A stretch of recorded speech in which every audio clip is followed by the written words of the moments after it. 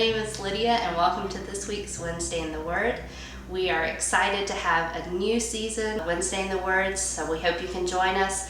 We'll be doing them all of June and all of July, so hope you can join us for that time. Today, I just wanted to share some things that the Lord's been teaching me the last couple of months and the last few days even, from Psalms 34:8. And it says, "Taste and see that the Lord is good. Blessed is the man who takes refuge in him." We're called to taste. We're called to savor. And tasting is a personal thing.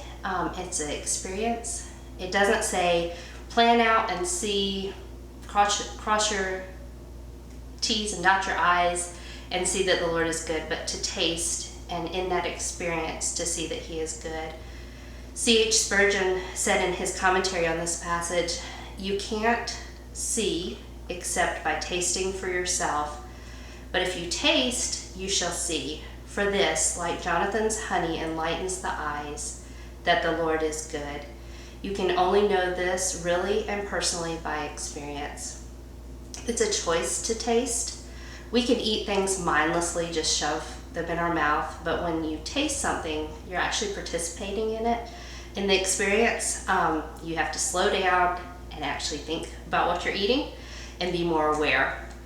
I don't like pain, and so when hard circumstances come, my first response is to hunker down, just get it done, rip off that Band-Aid, and that's not stepping back and tasting like this verse says. And so I want all my answers to all my questions. I want the way lit up before me. But that isn't what he gives, and that's not tasting.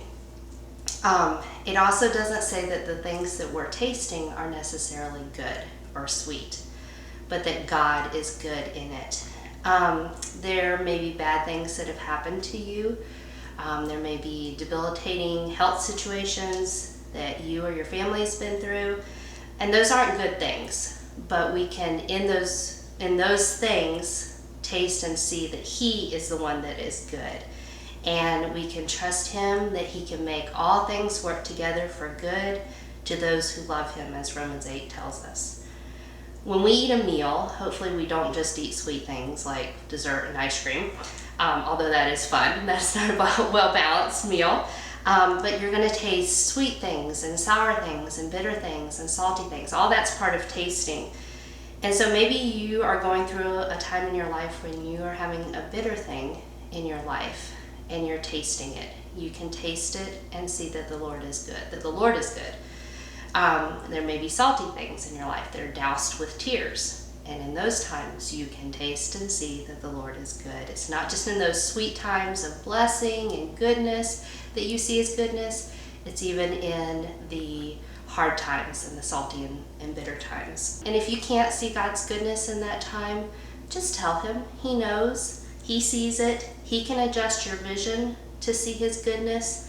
But regardless of whether you feel like you see his goodness or feel his goodness, we don't stand on our feelings in the time. We stand on his promise that he is good. And it makes me think of his sovereignty as well, as his goodness. The tough spots, those bumps in the roads that we didn't negotiate, we didn't see coming, they didn't catch him off guard. And those things that catch us off guard, in those times, we can still taste and see that he is good. He's still in control. And as the end of this verse says, "Blessed is the man who takes refuge in him." That's the true place of safety. In preparing for this session, I had something that totally blindsided me. I hadn't anticipated it, and I'm still navigating and negotiating it. But it's been a timely reminder to look for his goodness in it. It also brought to light an area in my life that I had taken back control and was trying to arrange. And the Lord reminded me that I don't have control over it, and to give it back over to him. He is my good father, and he'll take care of it. And the other day I was really having a hard time seeing God's goodness in this, and so I had to step back and start thinking through the situation and thanking him. And I think that thankfulness is part of tasting. It makes you stop and reevaluate, and when you're reevaluating, you can see his goodness in his timing or what he has allowed up until this time. We all go through hard circumstances, bitter times, salty times. We aren't promised that when we get saved, it's smooth sailing from here until we end up in heaven. But we've been promised His presence with us and the opportunity in those hard times and those difficult times to taste and see that He is good even in those tough times.